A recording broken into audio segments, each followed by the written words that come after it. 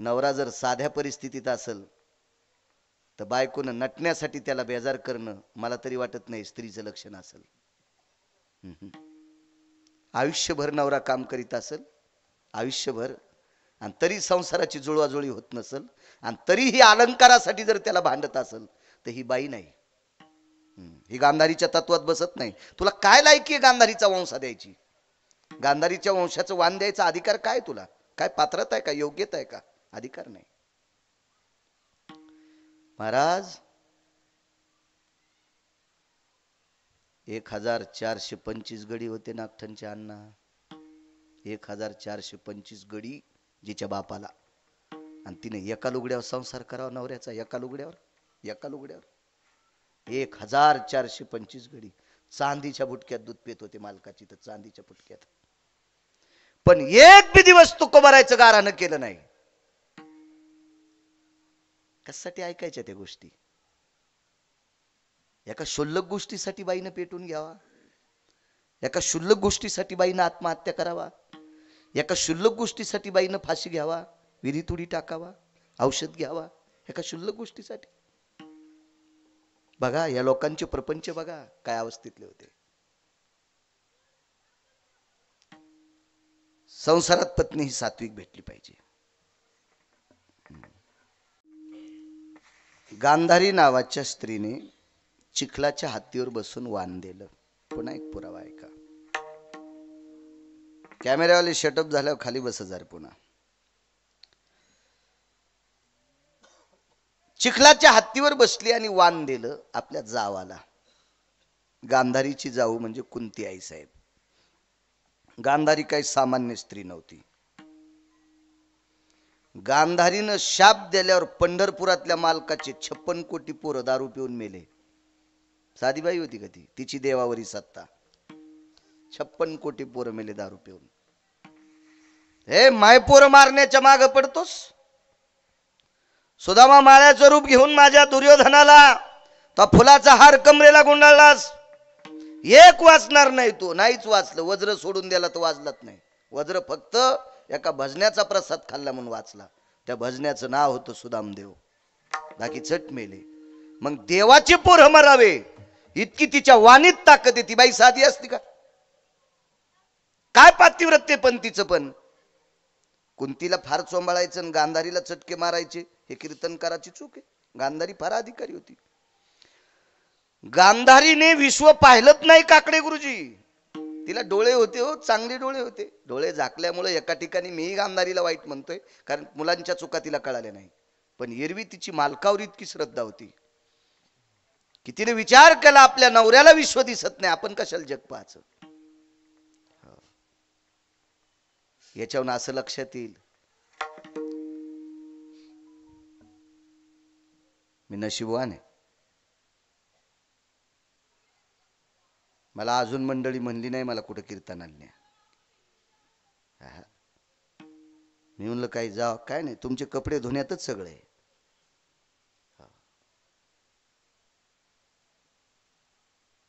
मालकाच्या सुखदुःखात जी विलीन होत असती तिला पतिव्रता म्हणत असतात. माझ्या माईंनो, तिला पतिव्रता म्हणत असतात. सगळ्यात मोठी शक्ती ती आहे. मी दुःख जाणू शकतो तुमचं, त्याबद्दल काही दुमत नाही. पकरू महाराज आपण येताना एक हिरा पाहिला इथं वापस येताना. हो, इतक्या सकाळी त्याच्यासाठी दुकान तरी कोणी उघड असेल? मी जितके तुमच्यावर बॉम्ब टाकतो का, अंतःकरणाची शपथ घेऊन सांगतो, पतिव्रता स्त्रीला तितकाच मानतो, तितकाच मानतो. कारण कधीही या भारत देशातल्या जगदंबा स्वरूप स्त्रीचा शाप घ्यायचा नाही. कारण या भारत देशातली स्त्री मायबापाचं नाव करण्यासाठी हरामखोराचा पण संसार करती, बुजदिलाचा पण संसार करती, नालायकाचा संसार करती, पांचटाचा संसार करती. इतके काही हलकट आहेत. तुटलेला बूट सुद्धा काही माणसं एखादी वस्तू पेटण्यासाठी घेतील. त्या तुटक्या बुटापेक्षा पण काही हरामखोर येतं आणि त्याचा सुद्धा तुम्ही संसार करतात. तुम्ही सामान्य नाहीत माझ्या माईंनो. तुम्हाला प्रणाम. तुमच्या चपला सगट तुम्हाला नमस्कार करतो. तुमच्या चरणी साष्टांग करतो. काय लायकी आहे काही काहीची. अहो काही माणसं कपडे घालतेत म्हणून हलकट माणसं येतं, त्यांना माणसं म्हणावं लागते. ते नालीतल्या डुकरा इतके पण लायकीचे नाहीत ते भडवे. विठाला विठाला विठाला विठाला विठाला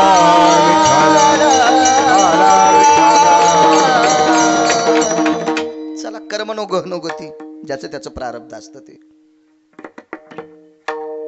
यालाही आपला दोष समजून चलत राहायचं, त्याला विलाज नाही. योग असा आला, गांधारी सात्विक तात्विक, पण मुलांनी एके दिवशी चिखल आणला, हत्ती केला, त्या हत्तीवर बसली आणि कुंतीला वाण दिलं. पुढच्या वर्षी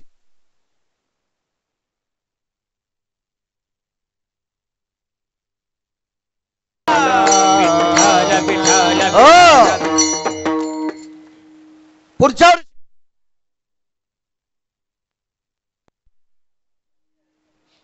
आई साहेबाने मुलांना सांगितलं, धर्मा, अर्जुना, नकुला, सहदेवा, संक्रांत जवळ आली रे.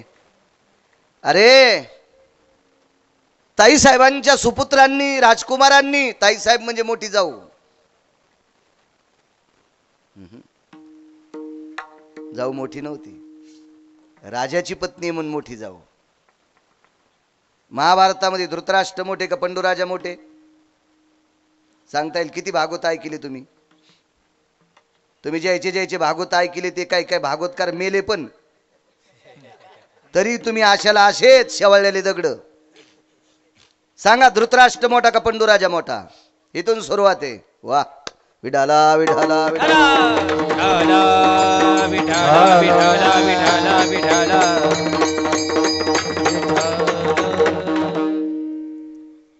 याच्यामुळेच भंगी द्यायचं चलत आहे. श्रोते हुशार पाहिजे हो, हुशार पाहिजे श्रोते. चला, आपणच काय गुत्त घेतले लोकांना झपकायचं, काय गरज आहे त्याच्यावर. बर, राजाची पत्नी आहे. ताई साहेबांनी हत्तीवर बसून वाण दिलं मागच्या संक्रांतीला. रे आपल्यासाठी चिखल आणा ना, लाकडाचा करा, कशाचा करा, ठीक आहे. सहदेवानं सांगितलं, नकुलानं सांगितलं, अर्जुन दादा काय रे, आईसाठी हत्ती कशाचा बनवायचा आहे? का एखादे हत्ती, पांढरा हत्ती, एक पांढरे हत्ती फार दुर्मिळ आहेत, आता तर नसतील असं माझा अंदाज आहे. अर्जुनानं सांगितलं, काही काळजी करू नका, हत्तीचं नियोजन मी करतो. आईला म्हण बाकीचं नियोजन तू कर. किती टाइम झालाय? वाजला 1. 15 मिनिटात रामकृष्ण हरी, काय ताण नाही. एवढं पुरावा आहे का? हत्ती नियोजन मी करतो. सेवापती, हा पतीच्या सेवेची ताकद किती मोठी होती. आणि मग काकडे गुरुजी अर्जुन हत्ती आणण्यासाठी एका राजाकडे नाही गेला, खालच्या, ज्याच्या गाडीला 222 दिवे आहेत. रामेश्वर बुवा, 222 मंत्र्याचे पद एकट्यालाच. असा राजा, अमरपुरीचा राजा, टेलर इंद्र, त्याला 14 रत्नापैकी एक रत्न त्याला प्राप्त झालतं. तो ऐरावत नावाचा हत्ती 14 रत्नापैकी एक रत्न आहे. निर्वळ काका, इतका मोठा हत्ती. काय तो हत्ती इंद्राकडे गेल्याबरोबर इंद्राने लोटांगण घातलं अर्जुना पुढं. इंद्र ठराविकच लोकाय पुढे लोटांगण घालीत होता, इतका रगील होता इंद्र, इतका रगील, इतका रगील. अहो, ग्रामपंचायतचा सदस्य झाल्यावर कोणाला राम राम घाली ना डवळे सर. तो 222 पद एकट्याकडे म्हणल्यावर त्याचं वजन किती असेल कल्पना करा ना, त्याचा अधिकार किती मोठा असेल. ते कोणाला असं नमस्कार करतं का? कोणाला बी. राजा आहे तो, राजा. यया नरा माझी राजा, तो विशेषी भूती जाण माझा. त्याला साधं म्हणायचं का? इंद्र आहे तो. सगळे काम त्याच्या लेखणीत आहेत. लोटांगण घातला अर्जुनाला. इंद्र अर्जुनाला खुर्ची बसायला देत होते, पण खुर्ची धुवायचे आणि मग बसायला द्यायचे. आणि अर्जुन उठून गेल्यावर तसंच खुर्चीवर बसायचे. वाक्य नीट ऐका. दशरथ राजाला खुर्ची द्यायचे, आल्याबरोबर बसा म्हणायचे, खुर्ची धुत नव्हते. पण दशरथ राजा उठून गेल्यावर खुर्ची धुवून बसत होता. दशरथ राजा कोण आहे पंढरपुरातल्या मालकाचा? बाप. आणि अर्जुन कोण आहे? मेवना. वाक्य कळतं का? 7व्या अवतारातले प्रभू रामचंद्र कोण? विष्णू. दशरथ राजा कोणत्याचे? पुत्र. दशरथ राजा बाप आणि अर्जुन कोण आहे? मेवना, बहिणीचा नवरा. मग देवाचा बाप आल्याच्या नंतर खुर्चीवर बसल्यावर इंद्र खुर्ची धुवून बसत होता आणि देवाचा मेहना आल्यावर खुर्ची धुवून बसायला देत होता आणि उठून गेल्यावर तसाच खुर्चीवर बसत होता. मग सांगा, इंद्राला देवाचा बाप जास्त आवडत होता का अर्जुन? अर्जुन. अर्जुन इंद्राला आवडावं काय नवले, देवालाही आवडत होता. हा कोपे तरी निवांत साहे, हा ऋषे तरी बुझावीत जाय. नवल पिस लागलं होतं अर्जुनाचं, नवल पिस. हा कोपे तरी निवांत साहे, आवाज थोडा मोठा. हा ऋषे तरी बुझावीत जाय. काय पिस लागलो? पिस म्हणजे येडत ना. देव अर्जुना करता वेडा झालता, वेडा. किती वेळा सांगू का तुम्हाला? किती रुपये दिल्यावर तुम्ही 1 महिनाभर तालुक्यात साडी नेसून फिरता? किती रुपये दिल्यावर? किती रुपये दिल्यावर? नाही नाही. अर्जुनासाठी पंढरपुरातला मालक नुसता साडी नाही नेसला, ओरिजिनल बाई झाला. ओरिजिनल बाई. काम्ये कवनी सुभद्रा आठवली से मनी. त्या काम्यक नावाच्या वनात सुभद्रा आठवली आणि सुभद्रेचं ध्यान केल्याबरोबर जगाच्या मालकाच्या लक्षात आलं अर्जुनाला सुभद्रा भेटणं गरजेचं आहे. तात्काळ सुभद्रा झाला. तात्काळ. काय ताकद असेल या लोकांची. पण अर्जुनही त्या योग्यतेचा होता ना. काकडे गुरुजी पांडव भजन करत होते. पाहती पांडव परित्या देवासी आठवी. क्या बात है. परित्या देवासी आठवीती. पाहते पांडव अखंड वनवासी.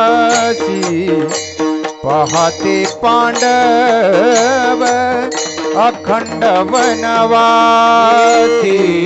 पाहते पांडव अखंड वनवासी. पाहते पांडव अखंड वनवासी. परित्या देवासी. क्या बात है. परित्या देवासी. देवासी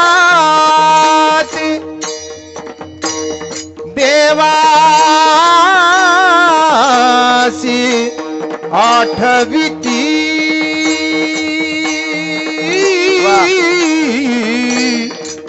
देवासी आठवीती. परित्या देवासी आठवीती. पाहते पांडव अखंड वनवासी. पाहते पांडव अखंड वनवासी.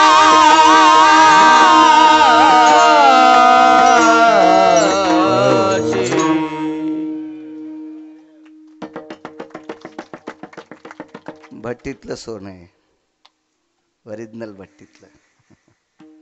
काय भाव आहे. भजन करत होते पांडव. अर्जुन झोपी गेल्यावर अर्जुनाच्या अंगावरचे रोम कृष्ण कृष्ण म्हणत होते. का नाही वेळ वाचते. झोपी गेल्यावर रोम कृष्ण कृष्ण म्हणायचे. रोम रोम कृष्ण कृष्ण म्हणायचे. इतकी ताकद होती. या अर्जुना या. पार्था या या या. बसा पार्था या या. शमकुशल विचारलं काय सेवा करू? काही नाही राजन, सेवा काय नकोय. मी हत्ती नेण्यासाठी आलोय. हत्ती. इंद्रानं सांगितलं माननीय सन्माननीय पूजनीय वंदनीय प्रातस्मरणीय वारकरी होते. वारकऱ्याला सकाळी स्मरण केलं पाहिजे, त्याला नमस्कार केला पाहिजे. वारकऱ्याला वारकरी हा फार मोठा असतो. जी माणसं वारकऱ्याचा अपमान करते त्या भडव्याने कोण्याही देवाची पूजा करा, देव ती पूजा स्वीकारित नाही. वारकऱ्याचा सन्मान करणारी लोक मोठी असतात. काकडे गुरुजी सोन्याची लंका होती बिभीषणाला. पण बिभीषणानं 1 वर्ष वारकऱ्याचं श्राद्ध केलं नाही, त्या वर्षी पाऊसच पडला नाही. त्या वारकऱ्याचं नाव होतं गंधमादन नावाचा वारकरी. सोन्याची समाधी, जगात पहिली सोन्याची समाधी कोणाची असेल तो वारकऱ्याची झाली. पहिली समाधी वारकऱ्याची सोन्याची. आणि जगात पहिलं मसनवाट्या सगळं जर गाव सोन्याचं झालं असेल जगात पहिलं, तर वारकऱ्याला झालं, ते सुदामदेवाला.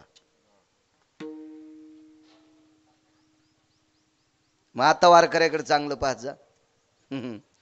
एखाद्या गायकाकडे एखाद्या भजण्याकडे गाडी असली, बापा लय हवा सोडायला, कशी तू अंगावी आली त्याची गाडी घेऊ दे ना. हा अरे कोंबड्या मोटरसायकलवरती चालल्यात बाजारायनं, त्या पायी जाईन. हा बसू दे ना, एखाद्या पकोद्याला गाडीत बसू दे, एखाद्या गायकाला गाडीत बसू दे. काय तुझ्या पोटात डबा उठायला? आणि तो कोणती जमीन इकून दिलीस त्याला गाडी? ते त्याच्या कष्टावर घेतील. कशामुळं? का का का नसावं? फिल्मी सृष्टीतल्या एकाही माणसानं आतापर्यंत त्यांच्या क्षेत्रातल्या लोकांची चेष्टा केलेली मी अजून ऐकलेली नाही. मग फिल्मी सृष्टीतला नट असेल, गायक असेल, कोणी असो, आतापर्यंत अजून कोणी एखाद्या चेष्टा केली नाही. का कशा करता तुम्ही? वैभवातला संप्रदाय, अरे वारकरी संप्रदायातलं झाड सोन्याचं आहे, जयाची द्वारी सुवर्णाचा पिंपळ, अंगी आई शेबळ. काय होतं यांनी जर बसल्या याच्यात? काय होतंय? चला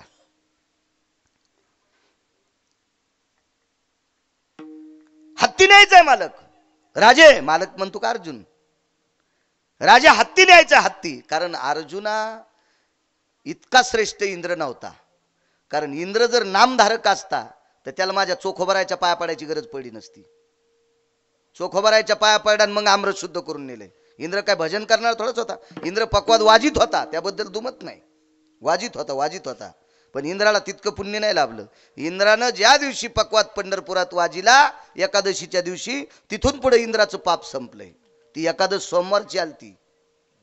सोमवारी एकादशी विमान उतरले पंढरीसी, विमान उतरले पंढरीसी, सोमवारी एकादशी.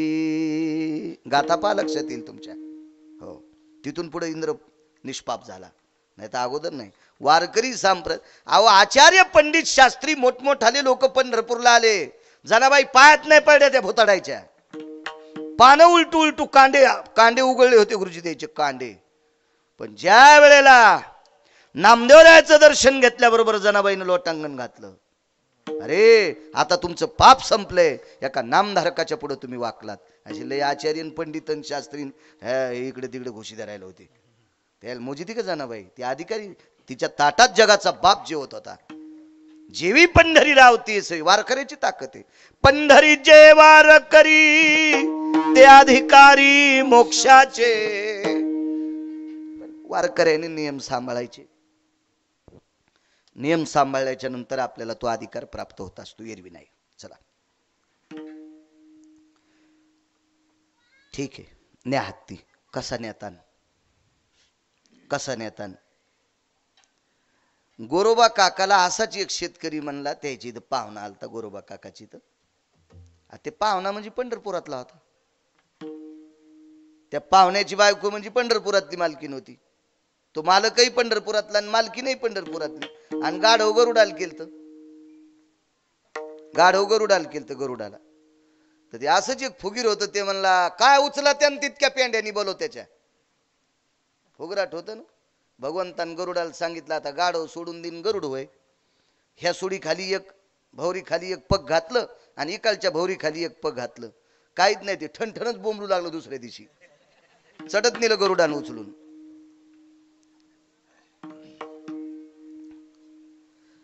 अहो त्याला काय नेता येत नाही अर्जुनाला.